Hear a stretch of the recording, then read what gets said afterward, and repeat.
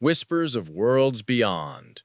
2 weeks passed, and Lyra became an unexpected partner in Devon's research. Her insights transformed his understanding of several plant species, and her presence filled a void in his isolated existence he hadn't recognized until she arrived. They fell into a comfortable routine. Mornings in the greenhouse, afternoons analyzing samples, evenings sharing stories by the fire. Lyra spoke of her homeland in vague terms, describing magnificent gardens suspended in air and communication systems integrated with natural elements. Devon assumed she was speaking metaphorically about some advanced ecological community. Yet sometimes, when she thought he wasn't looking, he caught her gazing at the night sky with unmistakable longing. "There's something I want to show you," Devon said one evening, leading her along a path behind the greenhouse. The trail wound uphill through dense forest until they emerged at a small clearing with a perfect view of the valley below and the stars above. "I come here to think," he explained, spreading a blanket on the soft grass. "Tonight should be perfect for the meteor shower." Lyra sat beside him, closer than she'd ever been before. "Your stars are arranged so differently," she murmured. "Different from where?" Devon asked gently. Instead of answering, she pointed to a cluster of stars. "What do you call those?" "That's the Pleiades, the seven sisters." A smile touched her lips. "We call them the Daughters of Light, 7 worlds orbiting a central star."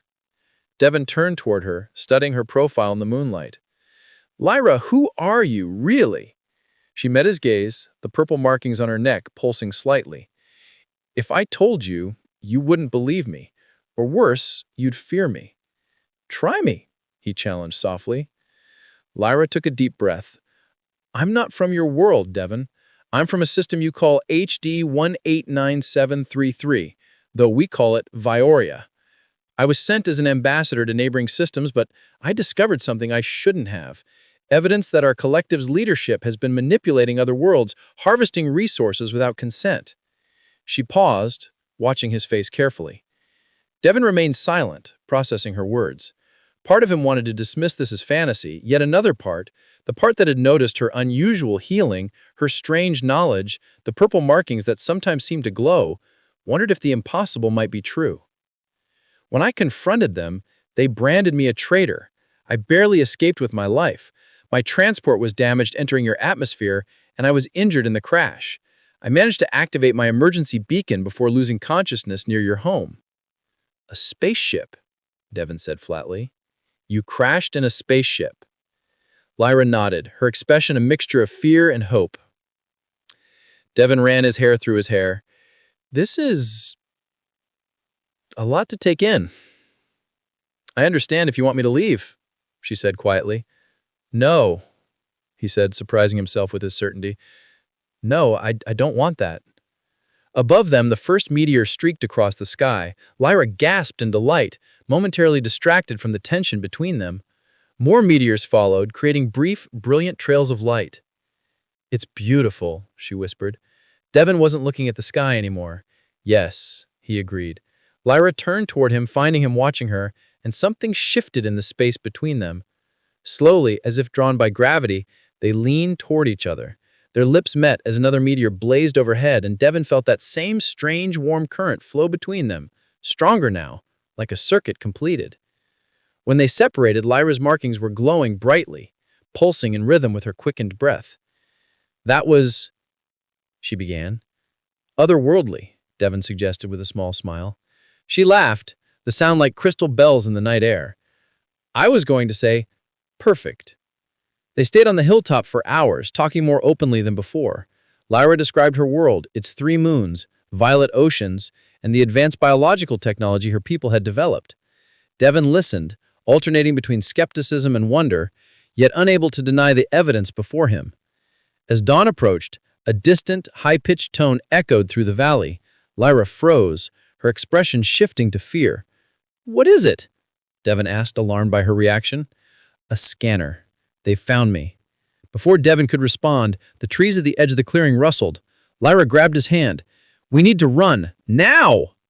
In the valley below, 3 points of purple light appeared, moving with deliberate precision towards the greenhouse. Between stars and soil, the interior of Lyra's ship glowed with the same purple light that emanated from her markings.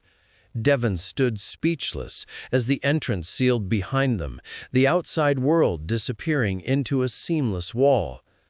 "This is really happening," he murmured.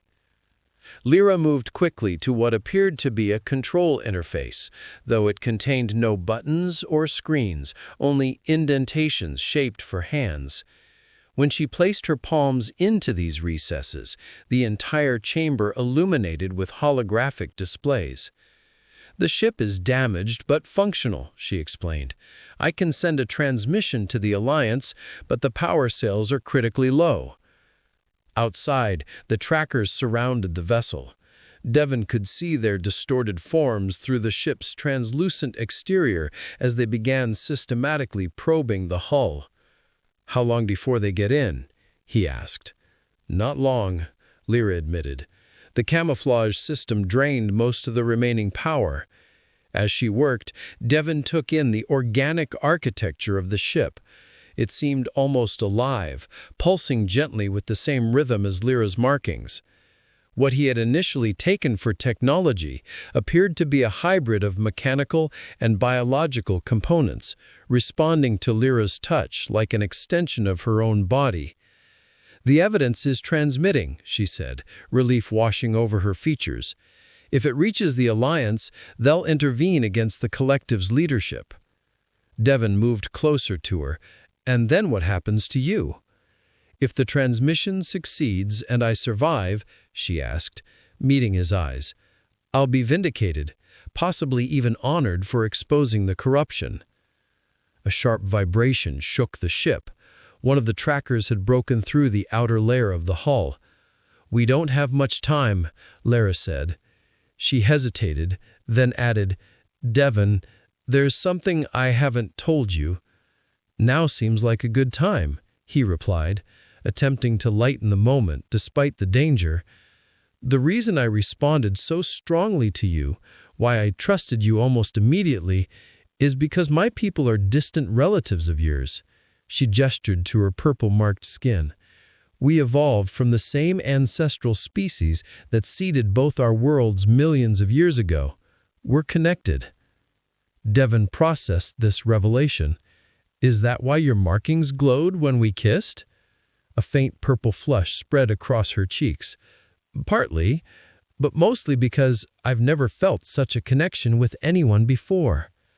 Another violent shake interrupted them.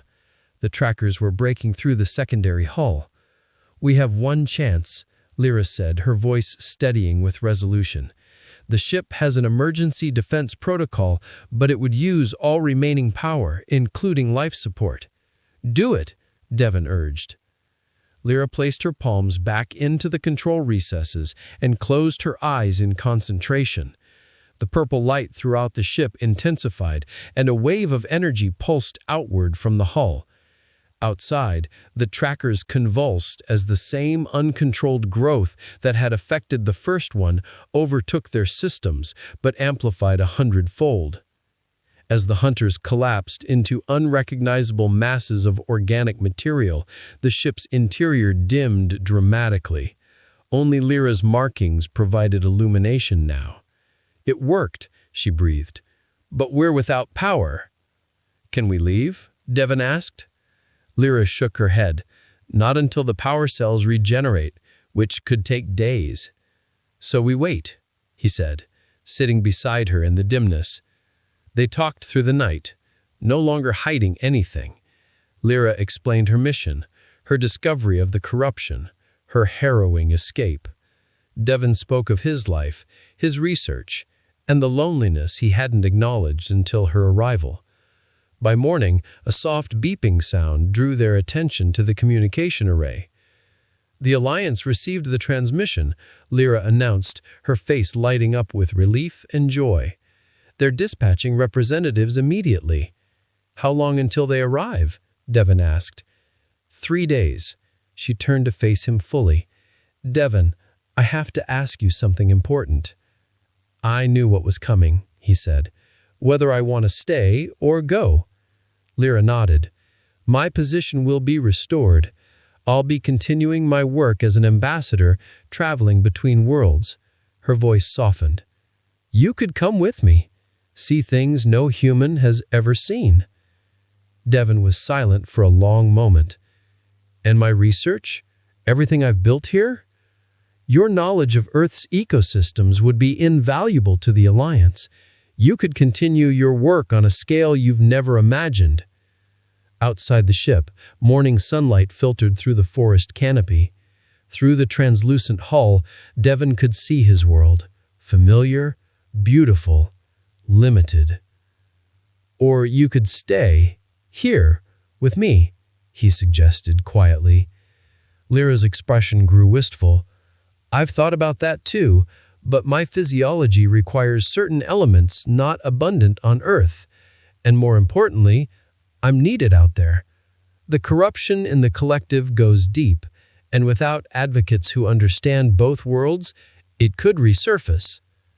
Devon understood then that this wasn't simply about choosing between two lives or two loves. It was about purpose, the difference between tending a single garden and helping protect countless worlds. I need time to think, he said finally. 3 days passed quickly. They emerged from the ship once it was safe, returning to Devon's greenhouse to gather essentials and set his affairs in order, regardless of his decision. The facility seemed smaller now.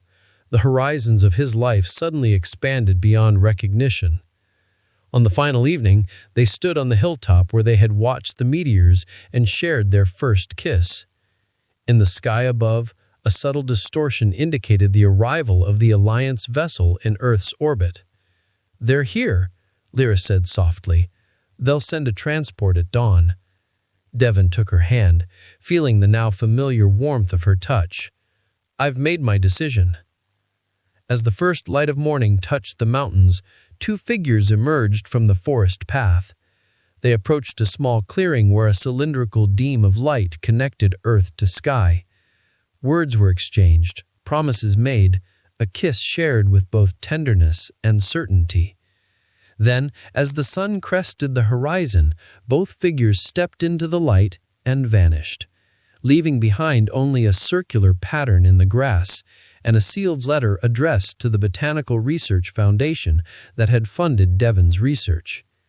Inside was his collected research, complete with notes about a revolutionary approach to regenerating damaged ecosystems, knowledge that might help heal the very wounds the collective had inflicted on Earth's most vulnerable regions. The letter ended simply, I've gone to continue my research in a broader field. The stars have always been above us, but now I understand they're not beyond our reach.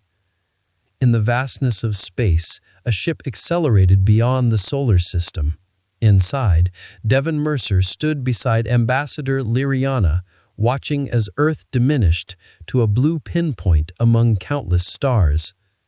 Having second thoughts? She asked. Devon smiled, taking her hand. No, for the first time, I feel like I'm exactly where I belong. Her purple markings glowed in response, pulsing in perfect rhythm with his heartbeat as they journeyed together towards worlds waiting to be discovered and protected. Celestial Union. 6 months passed like a slow-motion freefall. Kalen threw himself into his work, analyzing the data he and Lyria had gathered together, searching for patterns that might offer a solution to their separation. The crystal pendant never left his neck, its gentle glow a constant reminder of her promise. Commander Ellis, fully recovered and reinstated, watched Kalen's increasing obsession with concern. "You're one of my best scientists, Mercer," he said during a performance review, "but you're wasting your talents on this personal project." "With respect, sir, it's not just personal," Kalen replied, pushing forward a data tablet. "The telepathic resonance patterns we documented could revolutionize our communication systems." Ellis studied the information, his expression shifting from skepticism to interest. "And you believe this could work across interstellar distances?" "In theory," Kalen highlighted a series of equations. "The Nixians use a form of quantum entanglement enhanced by their natural telepathic abilities. If we could adapt our technology to mimic those patterns, You'd create a communication bridge that doesn't rely on traditional relays. Ellis finished, looking up with newfound respect. How soon could you have a working prototype? Kalen's heart raced. With proper resources, 3 months? What he didn't say was that his research had a dual purpose, one scientific, one deeply personal. If he could establish this communication bridge, he might find a way back to Lyria. On Proxima Colony, Lyria stood on the balcony of the newly constructed Nixian Council chamber, watching 3 moons rise over the settlement. The colony had progressed rapidly, with crystalline structures reminiscent of their homeland rising from the fertile valley. Her people were adapting, healing, finding purpose in building this new home.